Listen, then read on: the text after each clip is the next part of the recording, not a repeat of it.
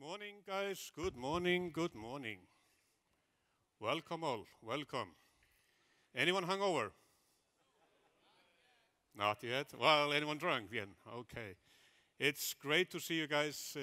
You are truly my heroes.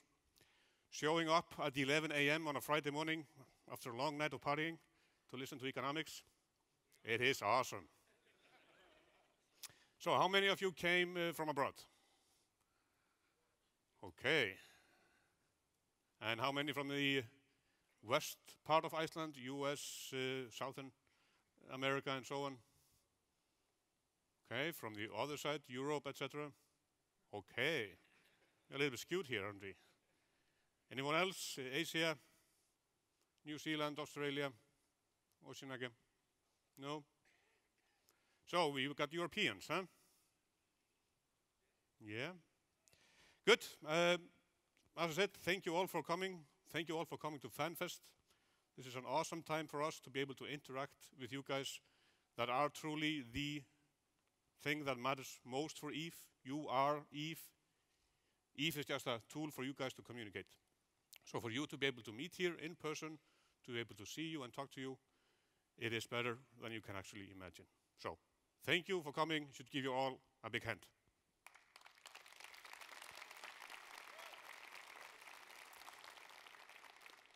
And now we are going to take a quick ride through the year of 2010. It's been way too long since we saw you guys last time. The last time was in October 2009. So we'll take a quick stroll through the EVE economy in 2010. We will look at some interesting stories that have happened. And then I will give you some feedback on what I expect to be happening in the near future.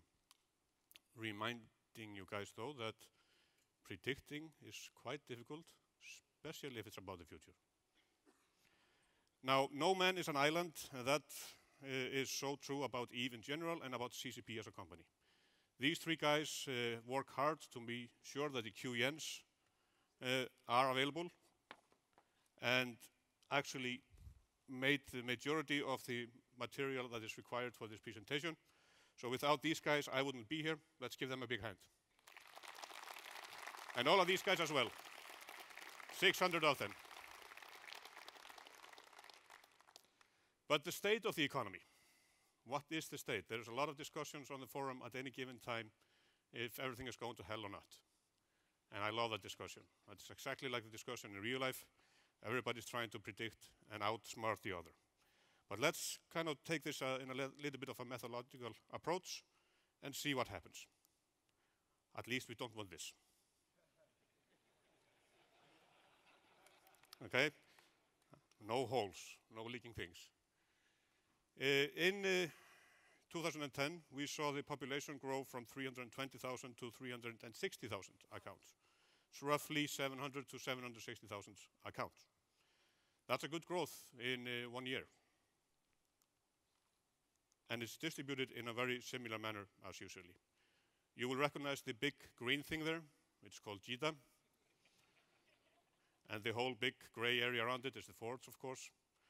But what is interesting, though, is the red cluster thing up in the left corner, which is wormhole space. Wormhole space has turned out to be one of the most successful features of EVE Online in a long time. And you guys have been able to utilize that to the beyond our wildest beliefs. You've taken over that space, produced stuff in that space, exploited in that state. Who exploited? So, you've done everything that EVE players do and beyond as I said, our wildest expectations. So it's going to be quite interesting to see what happens, because it's actually easier to just for a small corporation to go into wormhole space, finding their own little system that they can harvest and control and monitor. And it allows smaller corporations to venture into a kind of a 0-0 place, because of course there's no Concord protection there. So it's going to be interesting to see how this develops over time. Currently, we are monitoring this quite closely, and we do believe that this will be a bigger feature in the future. So if we're thinking about the state of the economy, we can definitely say that in terms of population, it's growing. It's a good thing. You can check that off. Now, pretty graphs, of course. Eve is pretty, but it's not there for no reason. This is actually the front page on one of the QENs this last year. And anyone who comes up with a clever question in the questions and answer section after this presentation will get a copy of the latest one. Now let's talk about ISK a little bit. Established population growth is good. How about ISK? Now, this is ISK. Well, this ISK is too. It so happens that in 2010, there are more people using interstellar credits than the Icelandic krona. You have outgrown the Icelandic economy. Give yourself a hand.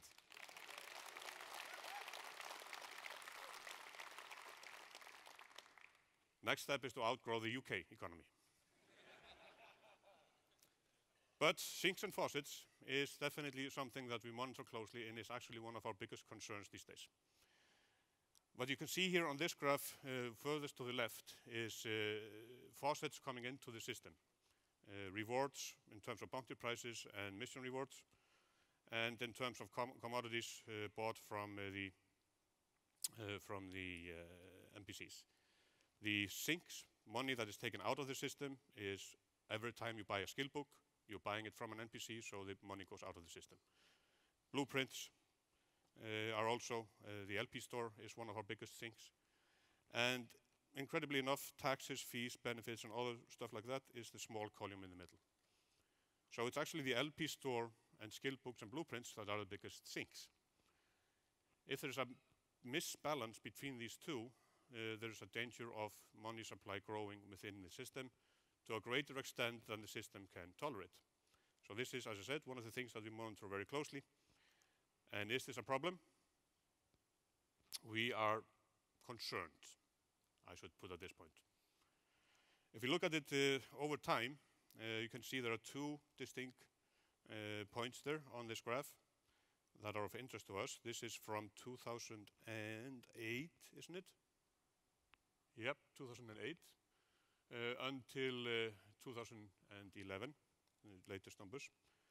The first one is unholy rates, June 2009. As you can see that when we took out the mission farmers, it was quite obvious that we had been having ISK coming into the system too fast, and we were able to fix that. And it hasn't really grown to the same extent as it was before. But during this time, as you can see from 2009 and until the date, there is an upward trend. And since this is percentage 4-week or 30-day moving average percentage growth, it is a little bit higher than I like, but that's just me. I would like to see it bouncing between 1% and 2%. We are now seeing it bouncing between 2% and 3%. So my recommendation to the development team has to be to them is to think about sinks. How can we sink more stuff in terms of ISK out of the economy? I do not see it as a threat to the economy at this point, but it's definitely something that the development team should be thinking about in the upcoming release plannings. Now the dip there in June is when PI started up. Because what happened is that you had to buy all the stuff from the NPCs, and there was a long downtime. So it was just like a dip in the flow. Now, ISK per player is therefore increasing. Doesn't necessarily have to be bad, because your wealth is increasing as well. And as you all guys know, as all of you guys know, you don't fly a ship without being able to replace it, right? So if your stuff is getting bigger and expensive, you have to have more ISK in the bank or in your wallet. So not necessarily a bad thing. So it's not a lot of warning signs, but it's definitely something to think about. At least we are in a little bit of a balancing situation. And we do not want this.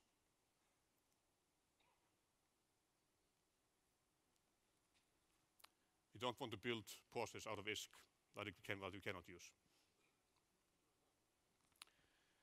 Now, another beautiful graph from EVE Online, and the effort that goes into making these, even though it's screenshots from within the game, is enormous. Every time we make a QEN, every time we make a web banner, every time we make one of these awesome posters, there's a graphical team that has been working long nights, often way into the nights, doing this stuff. So let's give them a big hand. Thank them.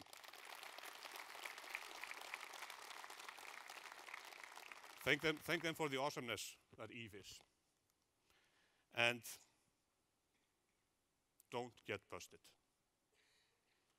Remember, we have a system now that if you want ISK, you just buy a subscription for another person and trade that for ISK.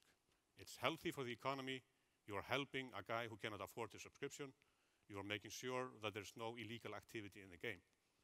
Don't become one of these. Don't be outed. Do it the legal way and spread the word. PLEX has actually grown incredibly over the years. And there are tens of thousands of people now using PLEX every month as the way of subscription. That simply adds people to the awesome world of EVE Online. And as all of you know, even 2003 was awesome, but it only had 30,000 people. With 360,000 people, it's a much richer world, and we need to get to 500,000. Million, of course, but 500,000 for now.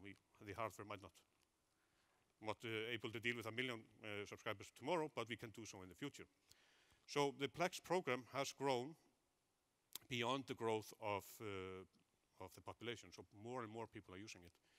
And what you see here is a quite interesting picture.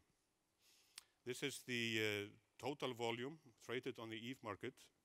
That's the left axis, going from 60 trillion ISK. No, sorry, going from so small screen here. Volume is on the left axis. Units are in thousands, going to 60,000 per month, and with the average price ranging between 300 up to 380 million per unit. Started a little bit below 300 million units on the average in the beginning of the year, but that was a dip where we had a slow progress in the economy overall. But this big jump towards the end of the year is simply when we started to announce incursions and when you got your learning skills back. It was awesome to see that once you had points to redistribute, skill points to redistribute, what you actually used them for, and people that came into the game after being away for a while went out, bought new skills, and started flying around. And the market took a big jump. People started buying ships that they always wanted to be able to fly. It was really good for the economy overall and a really good prelude to the incursion feature in January. So as you can see on this graph, it goes into January and February, that we saw a really big increase in market turnover in the EVE market around the time of the incursion launch. And it's a typical behavior around an expansion launch, but due to the skill points, it was both bigger and lasted longer. So, what did you, yes. So how much is traded per each product category? So this is the total trade, but how much per each category? PLEX actually grew by 6.4 percentage points. It increased its share by 6.4 percentage points, while commodities and material decreased their share in the total market trade. So this area map simply shows you the importance of the PLEX on the current market. The light green area to your right is PLEX trade. The dark green is all material traded on the EVE market. And the other categories are much, much smaller.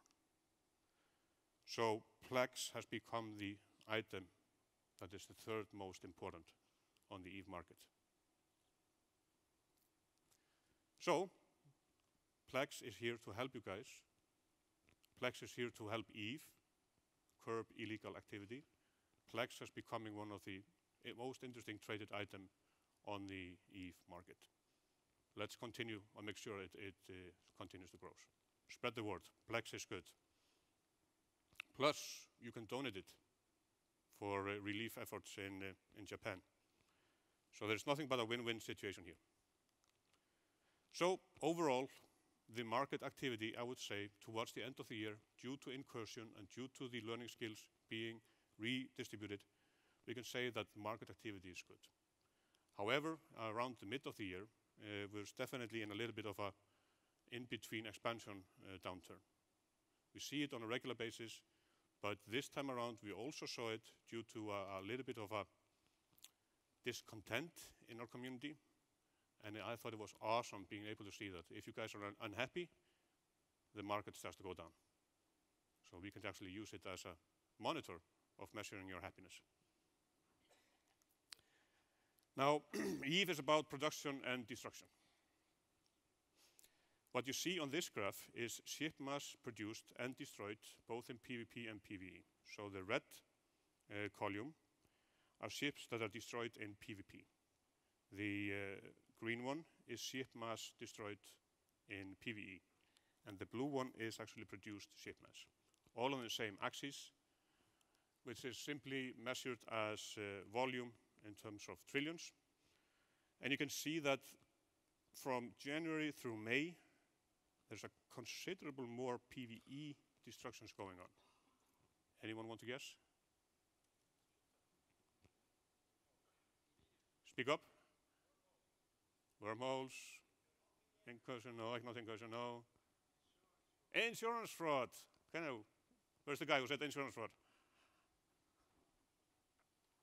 Yeah? One for you. Insurance fraud, yes. So we analyzed this and we were actually be able to show that, yes, there was a lot of insurance fraud ongoing. And this is the same picture when we take out all battleships.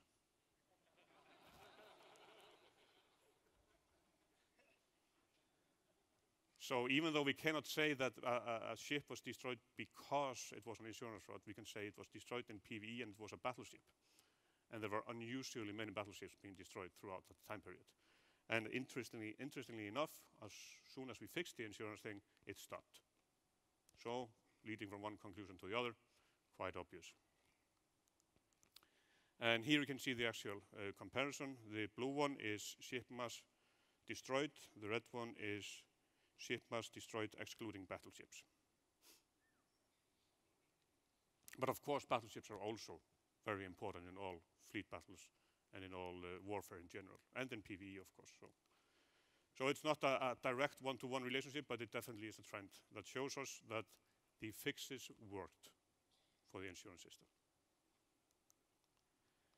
So production, good. We fixed it. Jumping to the next issue. Let's look a little bit about, on prices. This is general price changes in the EVE economy, the 4 price indices that we focus on in the QEN. It's the mineral one, primary producer one, secondary producer one, and the consumer one. It goes from January through December, and we included January and February of 2011 as well. And of course, what is screaming at us is the increase in secondary producer price index. That is planetary interaction effect, where people are now producing stuff that previously was provided by NPCs. It's also probably related a little bit to moon materials, where we have seen some categories of moon materials spiking in the recent months. Personally, I do not see this as a bad thing. It's a shift, as you can see, between June and July. It's a shift, but then it continues at a similar pace as other categories in EVE. So we will always see changes like these, shifts like these, when we change something in the game.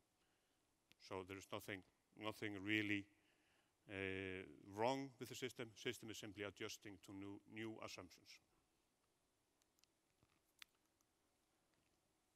They also included the insurance change, etc. We can see the primary producer index increase at that point. And then in 2011, we saw definitely an impact of the learning skills and the Noctis. We'll talk a little bit more about that. Low-end minerals, nothing really ongoing there this season. general downturn in pyrite maxillon, taking a jump for a while there was a shortage. But once Noxium kicked in the next part of the year, the maxillon problem went away, simply because Noxium became the next bottleneck. And the Noxium, yes, the Noxium. What should we do about the Noxium? It all started when we fixed the insurance and changed the metal load. Noctis didn't fix the problem because you need a lot of Nexium for Noctis. Try to say that fast. Nexium for Noctis. Need a lot of Nexium for Noctis, so it just compounded the problem. In Eve, because there is a scarcity created for the economy, it is based on the real need of deciding where to distribute your efforts, where to find valuables based on what people need. Bottlenecks like these will always exist. From an economic standpoint, I don't see this as a problem. It simply makes Noxium more desirable, and people will go out and seek Noxium wherever they can use it. It creates an incentive for people to actually go mining, or should be, at least. It's not easy to find Noxium, of course, so the question is that a good thing or a bad thing? On that, I really have no opinion. This is where the decisions between the economy of Eve and the game design of Eve do not necessarily cross. From an economic perspective, no problem. From a game design perspective, absolutely up to the creative director, what he would like to see. In general, we want to be hands-off and allow the market to adjust, but I cannot say at this point if anything will be done about the Noxium or not. Personally, I think this is awesome. Imagine this. If you had stocked on Noxium, you had increased your value by 6 times in 6 months. Anyone sitting on Noxium?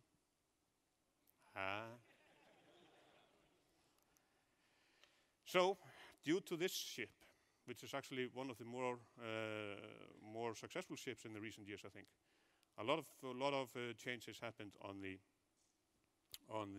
Eve market. Who has a Noctis? Of course, because it was produced in thousands and thousands, actually tens of thousands in the first few days. Production has really stabilized, but at one point in December, I think we calculated something like 14% of all minerals being used were used for the Noctis. So, success indeed, success indeed. And you can also see it on the impact on the salvage and the rigs. Of course, once you have an efficient ship, as economics would predict, you will have more quantity and prices will go down. And this is what I love about being the Eve economist. You can see the market function to all incentives, changes in assumptions, almost instantaneously. When I was teaching economics, I was telling people, okay, then think about an instantaneous change. And people say, what do you mean by instantaneous? You know, there's people who don't know things and things change. Nobody knows what's going on. In Eve, you guys know. It happens right away. And shows that the system works. And it's quite interesting to see that we saw a considerable price drop in these categories in January and February, but they leveled off pretty soon. And we've seen a lot of increased economic activity in January, February, and March. We have the new character creator out. Incarna is coming out in June. We are seeing a trend towards a bigger population. So I'm not so sure that this will drop any further. Now, with moon materials, as I mentioned earlier, we are seeing an increase in the raw moon material market because of bottlenecks there. Again, not a big problem. PI impact on fuel. Again, this shows us that once you move stuff from an NPC environment to a player-driven environment, you see some interesting changes. Now, PI, of course, has had its problem, which meant that the ClickFest was maybe, not the biggest incentive to go in and harvest. But in the future, I'm expecting that we will iterate on that one. So as soon as it becomes easier, maybe more people will participate. But it's still going up, and we don't know where it's going to end. Now, with terms of the skill points. Who likes skill points? Okay. Who would want to get some for free? Okay. Who would want to buy some? Ah, almost got you there. Always good to have some extra skill points in your hangar. Anyone who would want to respec the skill points? And redistribute the same amount that you have? Nah, not really, okay. But when we had the learning skills being redistributed, we saw a big spike in the trade value of skills in general. We also saw, interestingly enough, a relatively big drop in the prices of PLEX. And at the same time, we had a reactivation campaign, and this is what happened. We had older people coming in again. They had skill points to distribute. They could buy new ships right away. But of course, they needed the money. They didn't want to go out and harvest money for 30 or 40 days in order to be able to afford that marauder that they always wanted to have. So they, of course, bought PLEX and sold it on the market. So increased supply of PLEX pushed prices of PLEX down. Total market activity increased because the velocity of money increased in the system. And in the end, it was a win-win situation. Older players coming back again into the system were able to enjoy the game right away. Older players were able to buy PLEXs for a lower price. And you guys selling stuff were able to sell more. A really good change for the game, I think. And I think everybody agrees that removing the learning skill was a good step. Here's the trade value per skill group. This is August 2010. You can see to your right a relatively big spot called learning. Those are learning skill points in terms of trade value. In December,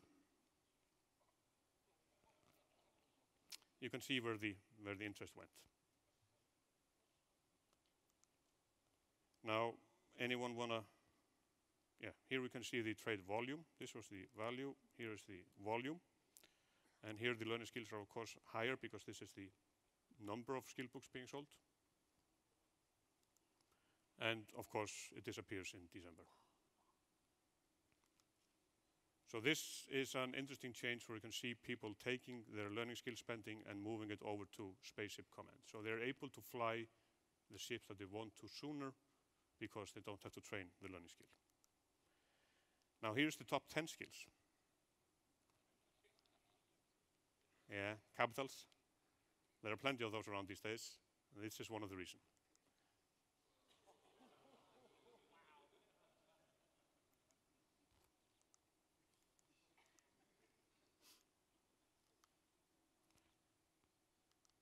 And same picture with trade volume.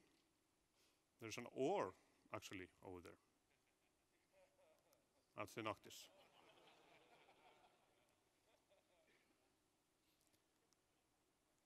So, in general, we can say that the changes of the learning skills have been really positive for the EVE economy. And adding the Noctis and all the changes that we have done is making the EVE economy in a better shape than ever before for 2011. Now, anyone remember that day?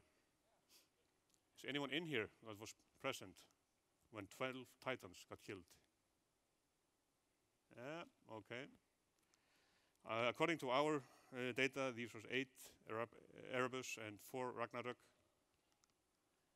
These 12 ships equals 27 megatons. But interestingly enough, it was just a part of a trend. You can see the trend. This is from January 2010 through February 2011.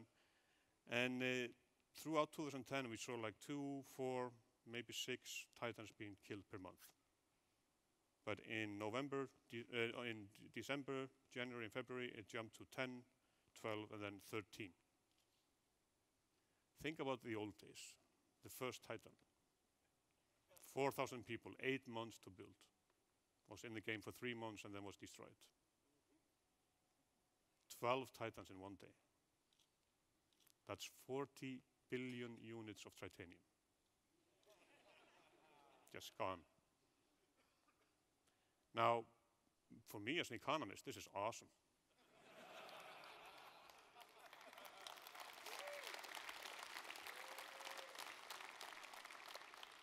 And who cares about Valentine's Day?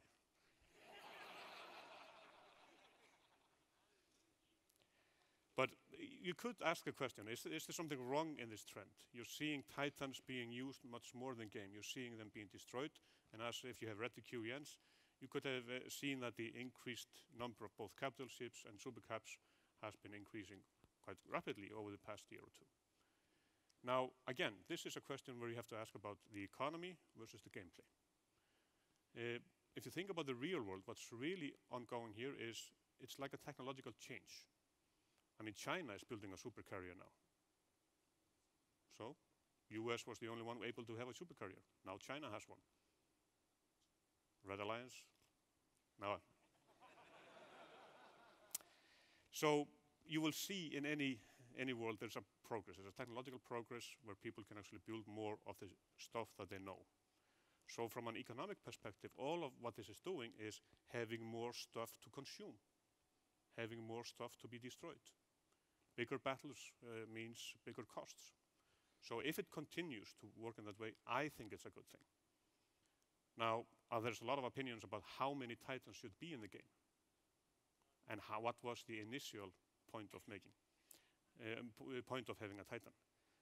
And I actually have an interesting debate with some of my members on the team about this. When I say I'm waiting for the 500 on 500 Titan battle. No. We'll see if that happens one day. But this is definitely a trend that we are looking at, and it is not obvious if it's a good trend or not. Incursions. It was some good stuff, wasn't it? Anyone unhappy with Incursions? I get a few hands. Happy? Not happy with Incursions? I am. Stuff gets blown up. In the first few days, we saw up to 5,000 ships being killed. Well, a lot of these were rookie ships where you guys were just going and looking at it and getting blown up. As you can see, the difference there between the blue line and the red line is that the red line is without rookie ships and shuttles. Or these are noobs going into an incursion with a shuttle thinking they can do something. Nah, not really. Well, you never know. But this was a really interesting learning curve because in just a week or so, the losses started to decrease considerably. And if you look, this is from February, the next one, so it's just the continuation of the graph, so we can look at it in more details. It went quickly down below 1,000 units and then continued to fluctuate and continues to decline over time. It is not a measurement of less interest because interest in Incursion has been quite high. It has been a successful feature just like wormholes, but you guys are just getting better at killing that new AI that's in the game. And it's a really interesting story for game design. Here we put in new intelligent agents that attack you with a different and more advanced tactics. However, you guys are able to figure out how to fight them in a really short time. Now, if these were real people on the other end, I think these battles would have been quite interesting and different. It shows us that it is still much more interesting to be able to have people fight each other than actually being slaughtering some stupid NPCs. But it's good for the economy. So, what do you think I'm going to give consumption? Down, up? Of course. Then we'd go a little bit into our future thoughts.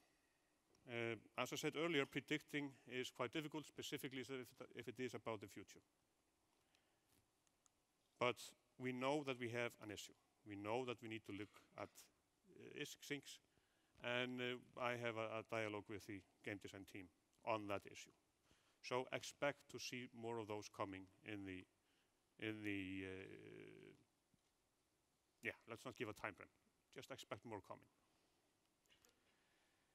Resource balance is always an issue, but it is really a game design issue rather than an economic issue. So I cannot really say anything on that topic. We, in the past, have been conservative, and I would recommend so in the future, but I'm not really, I would not be the one recommending any drastic changes. And in the end, what I want to do is to have you guys do the analysis rather than us trying to be predicting what happens. Because if we predict something, you guys will of course do that, and then it will become the future. Or if you don't trust us, you do the opposite all the time, but then that becomes the future. So it's much better that you guys can actually do your own analysis of this. We have had in the past 2 Fanfest, we had discussions around in the economic roundtables about how we can incorporate you guys more in the analytical part of this. And the good news is it is coming. It is coming in, over the next reasonable time. And if you guys go to a panel at 5 o'clock today, then you can talk to the developers about future applications based on TQ data. And I am seeing some really interesting stuff being able to come out of that. And that's been part of a process that we've been talking about for quite some time now in terms of trying to give you guys more data. I'm going to make, though, one big statement about the future. This is something new. I am telling you that in the past, we have been completely hands-off on the PLEX market. The market functions well, it is efficient, it's a good market. There's a lot of discussions on the forums about if we will be maintaining a certain price or if it's time for us to come in and trying to curb the inflation in PLEX and so on. For us, that is not an issue. The market is efficient, the demand and supply is meeting at that marketplace in a very good manner. However, the PLEX market has grown in importance, and as you saw on the previous pictures, it has become a big part of the overall market. Therefore, I am stating that I may or may not participate in this market in the future. However, any participation on our behalf is not aimed at any price level, it is not aimed at any specific benchmarks in terms of volume. It is first and foremost due to stabilization. But I'm not telling you at what point I would be looking at it. So, this means that we are monitoring the PLEX market very closely. And this also relates to the ISK sync issue. So we are looking at this problem as a holistic problem. And this is just one of the tools. And I remind you, just one of the tools that we perhaps might use if we felt that that would be needed. Now, talking about crystal balls and the future and player-driven analysis. Players said several things about what might happen, including that when we would be removing the insurance floor, it would crash the mineral market, It would destroy certain portions of the play. And this quote I really liked: "Our intent is obvious to move everybody to PvP." Whereas I know that the discussion internally has always been, how can we improve mining? So I'm not putting it up there to mock people, not at all. I am putting it up there to say it is difficult to predict. It is difficult to predict the future. But if you guys can spend time analyzing data, having a 20-page thread on the forums about market speculations, having people establish a reputation because they are good at predicting the market, is the best thing to happen for ETH. So I want you guys to be using those crystal balls. I want you guys to be talking about this, even though we screw up your prediction by adding complicated stuff to the mineral market. And this ended up to be the big crash of 2010. So this is the insurance change in the and you can see the impact on the mineral prices being that it dropped by 12% and has actually regained its former value. But that's also because there were a lot of other changes, and ETH is a complicated world. Nobody can know whatever will happen in the ETH universe tomorrow, but we can all try to make money of it. A player-driven economy should have player-driven analysis, and it's coming to a computer near you in the future. Go to that session at 5 o'clock, and then you will hear more about what is ongoing. So, overall, the state of the economy, taking everything into account, is good, with a little bit of a fix. Thank you all for listening. This is what I wanted to cover today. The mic is open for questions. And as I said, if you have a good question, you might get a copy of the QEN that just came out of the prints. So, questions, mic is back there. Just line up and remember to state your name. Corporation alliances might be good as well. Hello, my name's Ith Nolan. I'm with Sturm Grenadier. And my question is in regards to the ISK sync. You talk about ISK going up, and especially with bounties. What about the mission bots and the mining bots? What effect could taking those out have on decreasing the need for an additional ISK sync?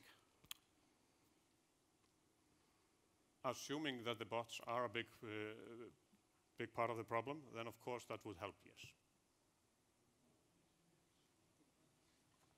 Should you get a copy for that? Yeah, let's give him a copy. Hey there, Rockweiler Urshikan. I really wish I was clever, but I'm not, so I'm just going to ask, how many beers do I have to buy you to get a book?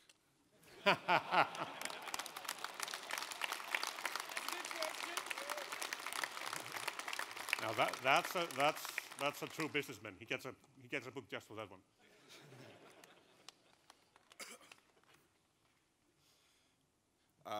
Medwind, I'm currently unaffiliated. My question was, has the ability to move PLEX out of stations had an appreciable, caused any fluctuation in the actual cost of PLEX?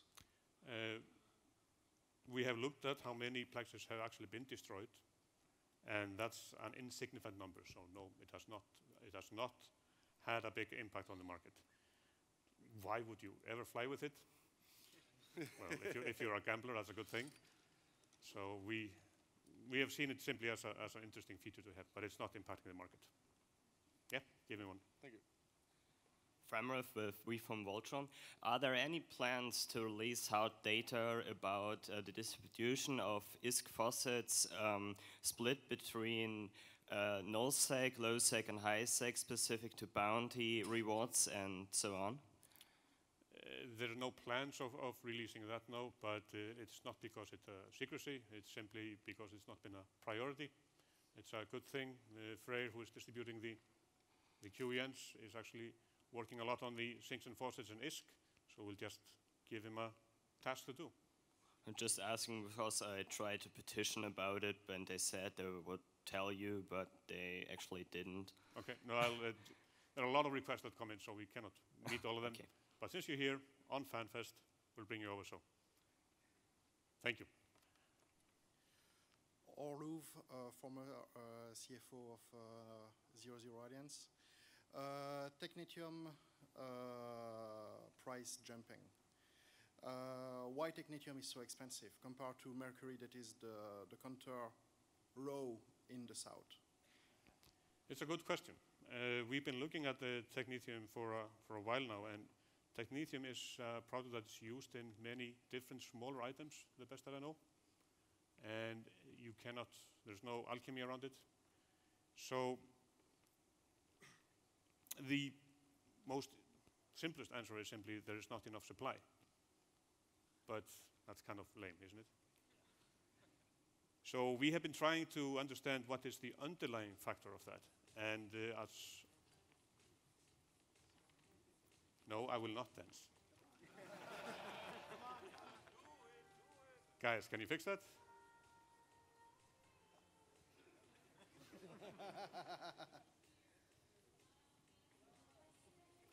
So, the saved by the bell, as they said.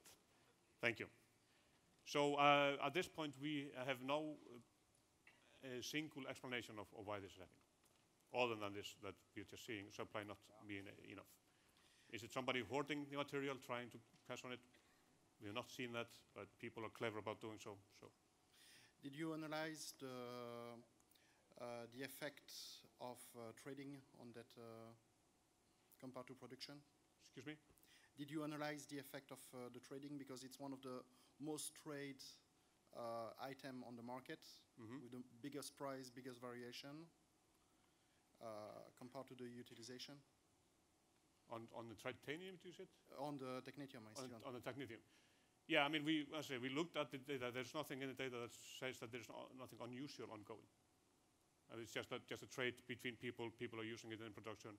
We're not seeing anyone stock it up and so on. So. Thank you. Hi, I'm Ugleb from Nishrakan.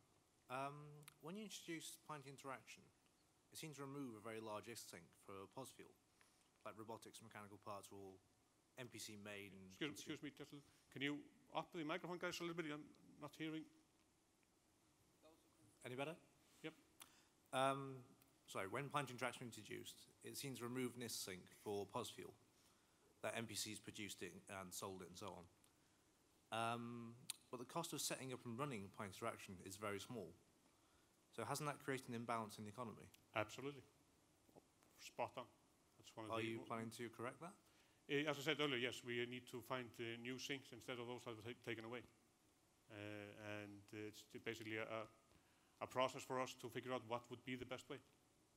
And as I said earlier, you guys will see some changes happening in the near future, tackling that. But that's definitely one of the reasons, yes. Martalini, Lot Farmers.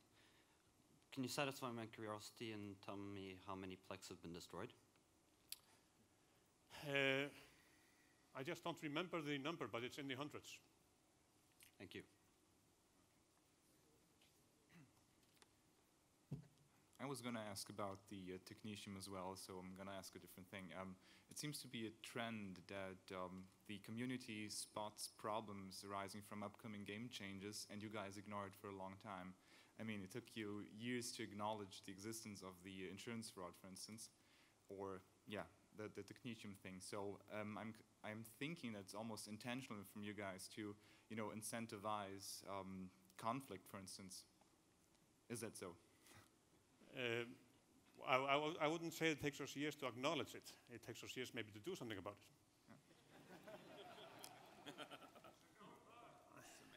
The discussion about the insurance changes was ongoing within CCP for a long time before we came down to the solution that we decided.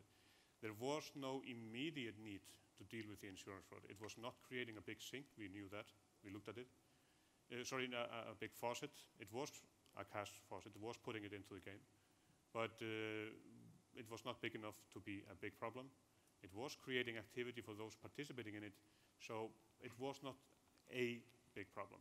But once we saw some changes happening on the market, it became just a profession rather than a thing that people did on a irregular basis. So once it had become a profession, it was something we needed to do about, and then we reacted. Okay, so just one more.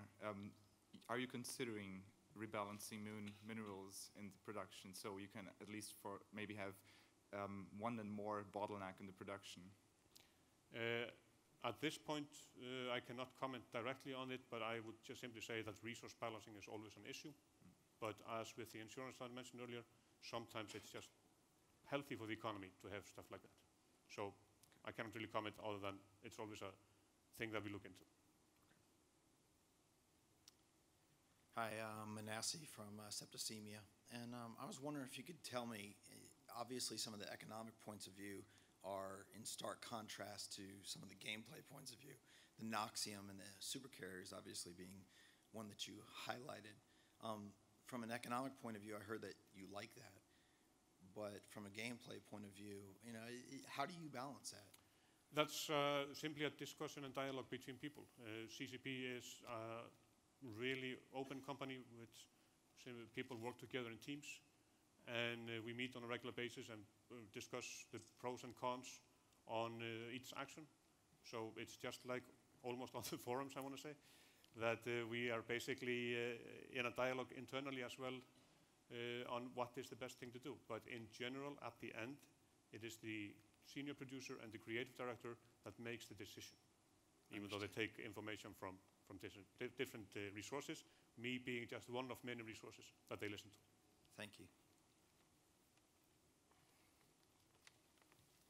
Hello, Ray Akar from Shining Toy Guns, Strange Brew. Recently in January, there was a large change to the drone regions, so anywhere from a 30 to 80% reduction in the mineral drop. Was that done intentionally to rebalance the minerals, or were there other factors involved? It was rather done to rebalance the region as a whole, and that's also one of the reasons why you saw the increase in the Noxium price. Noxium shot up before that, actually. Yeah, but one of them, I said. It's been shooting up for a long time. So, no, it was not meant as a mineral balancing thing. We knew it would affect the mineral market, but not a mineral balancing thing. Rather the region versus other regions. Okay. Yes, hello, I'm Israelian from Solness Directive. I was wondering, you're looking for East sinks. Are we supposed to be expecting DOS 514 to be one very big ISK sink? Not in 2011. Because as far as I know, we're going to be attacking each other's planets, which is going to destroy our planets in PI, which is going to be an ISK sink? No? Yeah, but it would be a sink, but I will just state my comment, not in 2011. All right. Hi, I'm Geddens from the Knights of Knee in 20 Minutes Alliance. Basically, I just wanted to know what impact does moving faction ships from contract to the market have on the actual market itself? It's a very good question. Before you moved it to the market, the overall market, it was quite difficult to monitor what the prices were, etc. So number 1, 2, and 3, it has increased trade in these ships, and that's giving people a reference point. I don't think we've done, guys, we haven't done analysis if the price has dropped or not. No, we haven't done so. It's a good question, something we should look into for the next QN. But from an economic standpoint, I would expect the price to have gone down because it's more efficient. What do you guys say? Has the price gone down on the faction ships after? Also. Yeah.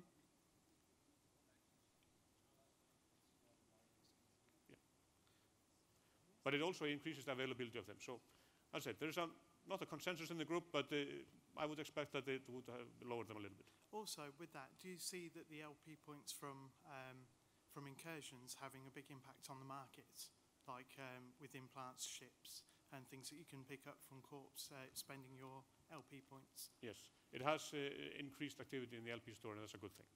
I think we are almost running out of time. How much time do we have left here? 5?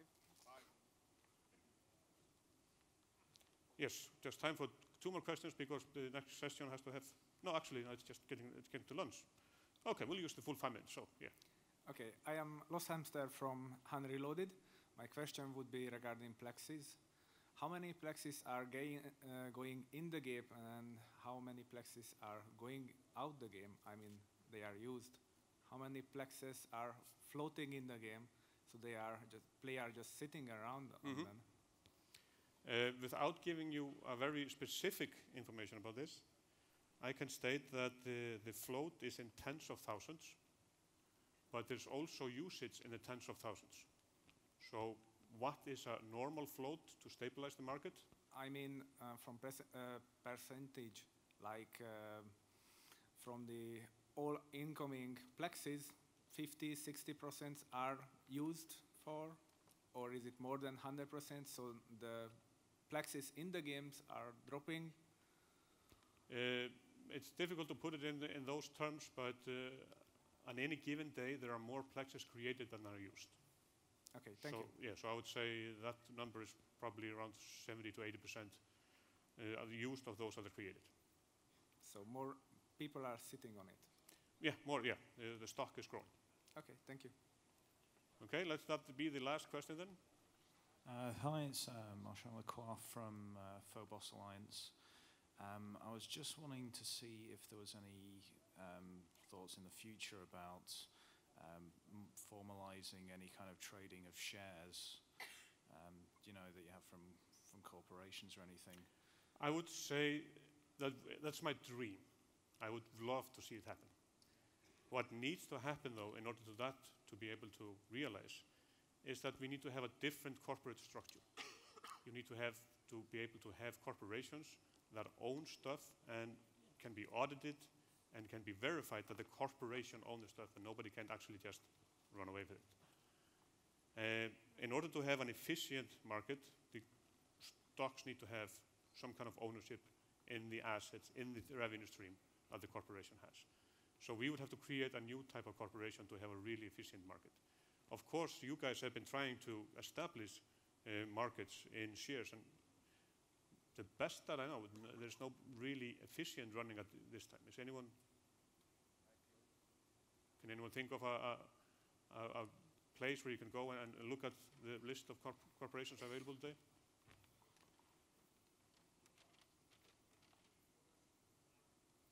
Okay, there's one over there. So, but it's really inefficient and it's not strong. So in order to do that, we'd have to have a relatively big game design change in the game. So I'm sorry I have to say it's my dream, but it's not coming to a station near you in the future. At least not in my, as long as I can see. That was the last question, guys. Thank you all for showing up.